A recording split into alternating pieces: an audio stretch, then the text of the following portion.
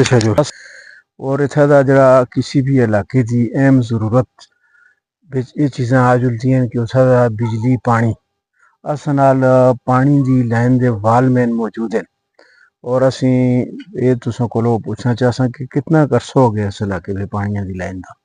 ये जी कुछ 50-60 साल हो 50-60 साल गए। लैंडमैन पहले वालमैन तुसी हो? ਹੁਣ में है जी मेरे 20 साल नौकरी हो गए। 20 साल हो गए? हाँ जी। ये इथों जो समझो 22,000 फुट तो ये लैन स्कीम आ रही है कलानिया तो ये असी जुलने आ इथे जिसले असी जाने अपने ग्राम में इन्हां लोकां दी खिदमत करने हर वेले। अच्छा क्योंकि जे लोग मजबूर है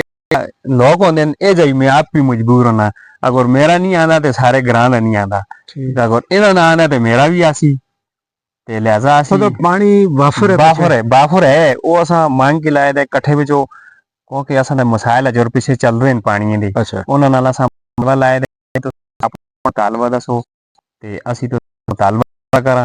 ते ये असां लैन असी सही हर वेले क्योंकि असी रोज रोज असी जुलने आ उथों पिछों पैप नहीं होंदा कट्ठा असां रोड खड़दे फिर असी जुलने आ फिर लाने आ ला के फिर क्योंकि मुकम्मल हाल असां दा उत्थे कोई भी नहीं होंदा। अच्छा हाँ जी मतलब पानी वापरो हुकूमत को बिल्कुल असां नाल थोड़ा इंतजामात की जरूरत हाँ ना जदों कोई टैंकी बन जो क्योंकि जिसे आंदी है ना असी मैं कदे दफ्तर जुलना कंप्लेन गिन के ते फिर एक दो दड़े लग जुल सुन फिर ये मेरे भैन भरा जेडे लोग ने आखते तू असी तो खुद देने आ ते ये काम फौरी तौर ते करो ते इस चीज़ां तैयार करा क्योंकि सिर्फ पानिया दे बारे में पानिया दे बारे विच अपना जहीर 10 तो 15 साल जड़े हो गए ना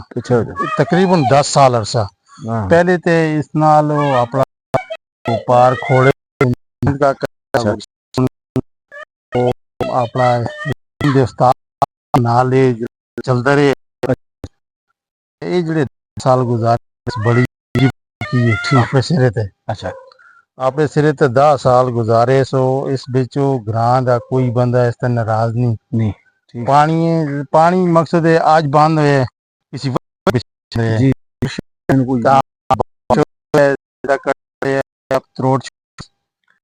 ए फोर अपना चांदे कहन के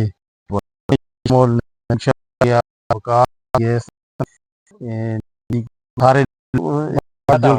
लोग भी तावन कर मतलब तुसां दे पानी